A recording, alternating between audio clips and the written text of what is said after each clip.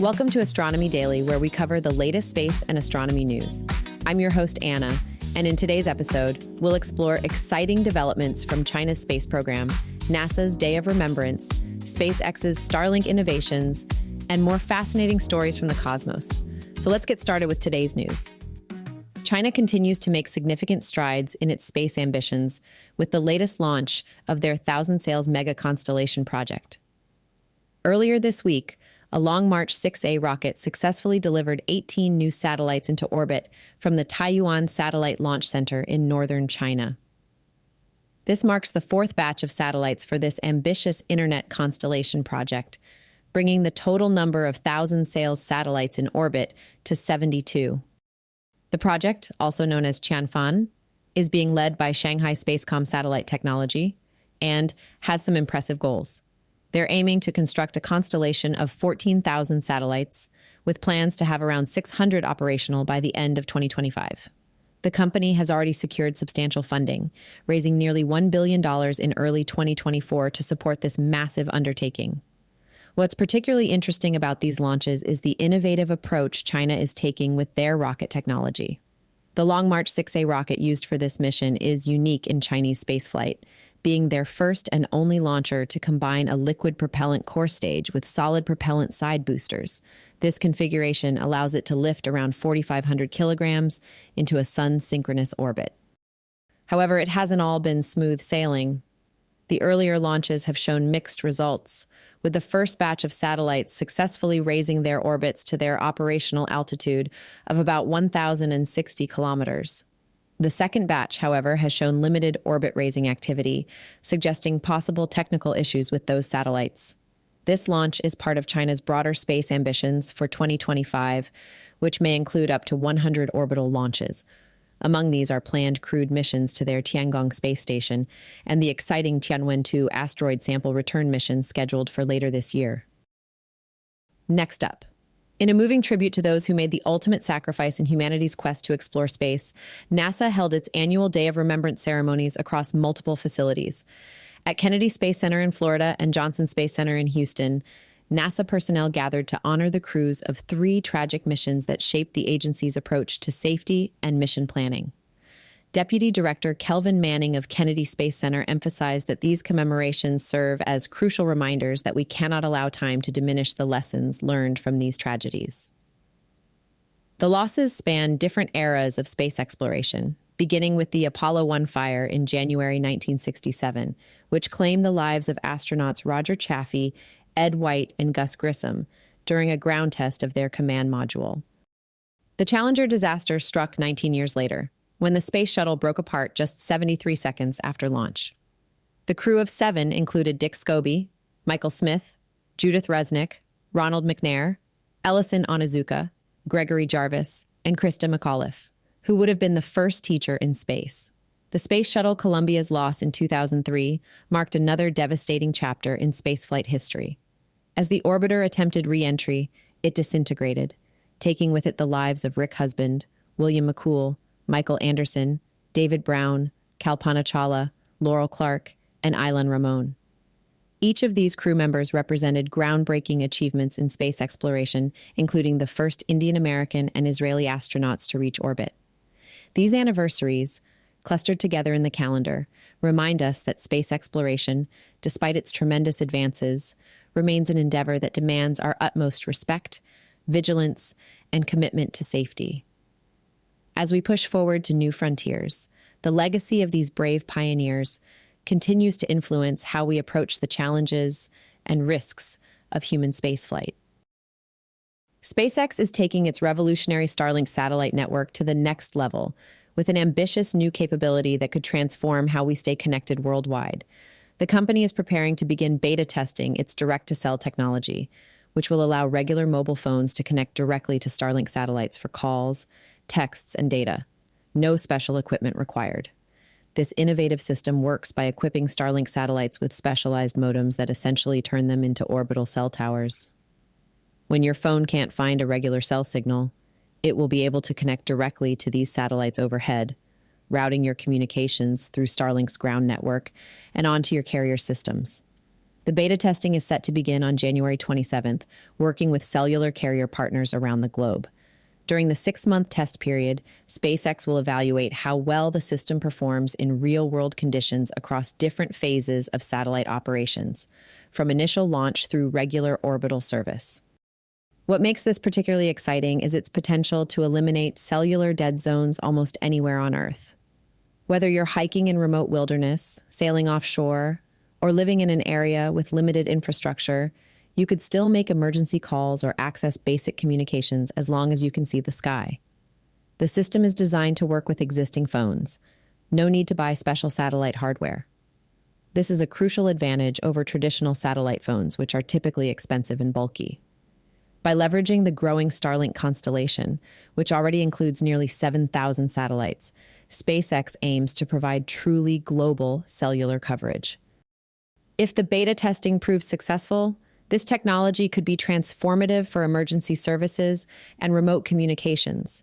It could quite literally save lives by allowing people to call for help from anywhere. The implications for global connectivity, especially in underserved regions, are enormous. The test period runs through July 26th, giving SpaceX and its partners time to evaluate performance, reliability, and coverage before potentially expanding to full commercial service.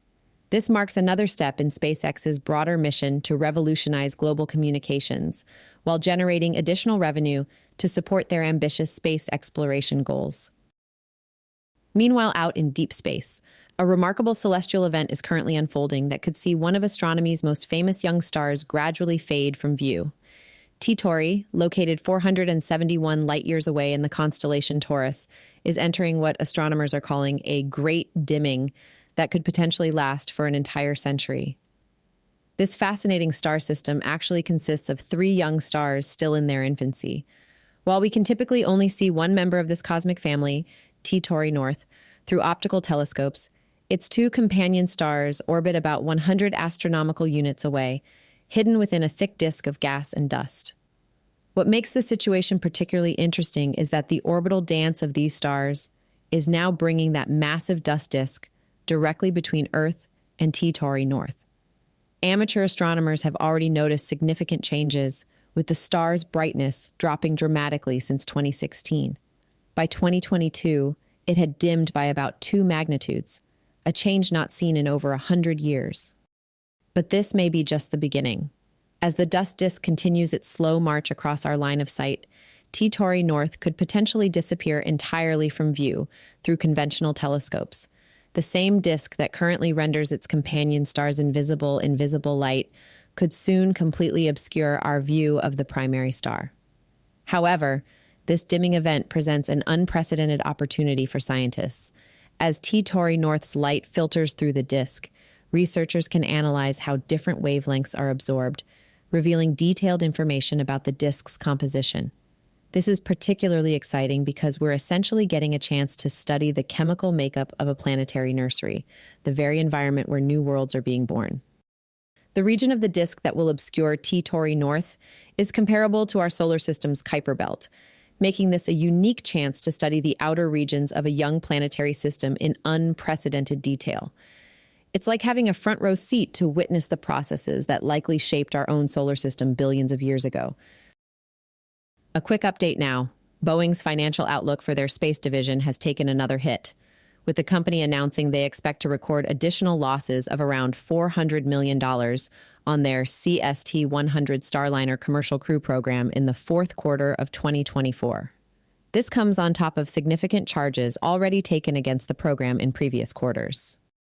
The situation with Starliner has become increasingly uncertain since its uncrewed test flight last September.